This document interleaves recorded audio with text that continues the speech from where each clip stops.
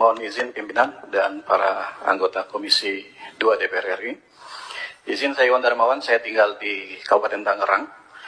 Jadi lokus ini adalah tempat saya lahir dan dibesarkan, sehingga saya tahu persis apa yang terjadi terkait dengan adanya proyek PSN dan PIK 2. Kami perlu sampaikan bahwa apa yang disampaikan di media-media melalui buzzer-buzzer mereka itu adalah sama sekali bohong besar. Karena kami yang mengalami langsung di tempat. Wallahi ada sawah yang diuruk, yang menggarapnya sama sekali tidak tahu. 1 pekan lagi akan panen, padi sudah kuning, tinggal panen, diuruk secara semena-mena. Wallahi ada sungai yang diuruk, sehingga air tidak bisa mengairi sawah dan tambak. Wallahi ada tambak yang diuruk secara semena-mena. Ada tanah wakaf yang diuruk, dijual semena-mena. Dan ini merupakan ekses dari keserakahan para pejabat-pejabat yang ada di Kabupaten Tangerang dan Provinsi Banten, sehingga yang menjadi korban adalah rakyat kecil.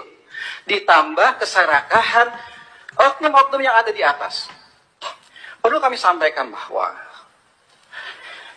ini terjadi karena adanya prakondisi di mana dibuatlah Perda Kabupaten Tangerang nomor 9 tahun 2020 tentang perubahan atas Perda Kabupaten Tangerang nomor 13 tahun 2011 tentang rencana tata ruang dan wilayah Kabupaten Tangerang tahun 2011 sampai 2031. Apa yang ada di dalam Perda tersebut? Lahan sawah produktif di utara Kabupaten Tangerang, ini lumbung padinya Kabupaten Tangerang, lahan hijau itu tiba-tiba menjadi lahan kuning. Dan yang menarik, Perda tahun 2020 ini perdanya tahun 2020, tapi baru ditandatangani pada tahun 2022.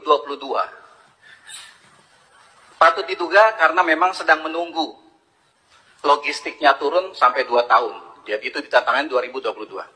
Dan kita baru tahu tentang ini Januari 2025 kemarin, setelah ramai. Padahal Perda ini jelas bertentangan dengan Perda Provinsi Banten nomor 5 tahun 2014. Tentang apa? Tentang perlindungan lahan pertanian pangan berkelanjutan. Loh kok bisa gitu Perda Kabupaten Tangerang dibuat, tapi jelas-jelas bertentangan dengan Perda Provinsi. Apalagi kemudian mereka berdalih dengan adanya Perda nomor 1 tahun 2023 Provinsi Banten ini, sehingga mereka merasa di situ ada kesempatan untuk menggunakan ruang laut, memanfaatkan dan seterusnya itu.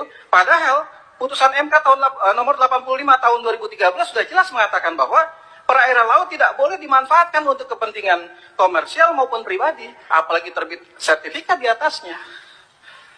Dan ketika sertifikat yang sudah dinyatakan oleh Menteri ATR BPN Nusron Wahid bahwa di situ ada sertifikat itu, kita semua tahu bahwa sertifikat itu akan terbit ketika BPHTB-nya dibayar. Pertanyaan kami, itu bayarnya ke siapa? Apakah ke oknum pejabat Dispenda pada saat itu, ke pribadi atau memang masuk ke kas kabupaten? Dan jumlahnya fantastis. Artinya bahwa ini betul-betul secara sistemik, secara terstruktur, kejahatan kemanusiaan ini dari atas sampai bawah, atau kalau dibolak-balik dari atas sampai bawah itu merata. Dan hari ini, sampai dengan hari ini, rakyat masih terus ditakut-takuti. Sedianya kami juga membawa bahan-bahan dan saksi di lapangan, tetapi mereka sangat ketakutan dan mereka masih sekarang agresif mendatangi pemilik-pemilik lahan. Bayangkan, yang tidak mau menjual dikriminalisasi. Saksinya ada, buktinya ada, orangnya ada. Dan bukan cuma satu, banyak. Kita bisa bayangkan dengan sisi kemanusiaan kita. Pemilik tanah sudah sepuh dalam kondisi sakit dengan selang oksigen dipasang. Dipaksa tanda tangan untuk melepaskan haknya. Dan ada oknum polisi di situ, ada oknum pengacara di situ. Ini apa?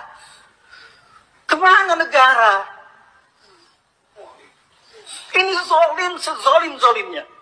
Kan saya mulai paham, mulai mengerti kenapa selama ini pengurukan yang begitu masif, Pemagaran yang begitu masif, semua pejabat diam di kabupaten maupun di provinsi Banten. Kenapa? Karena mereka lah yang menangani produk-produk perda ini. Demikian tambahan dari saya.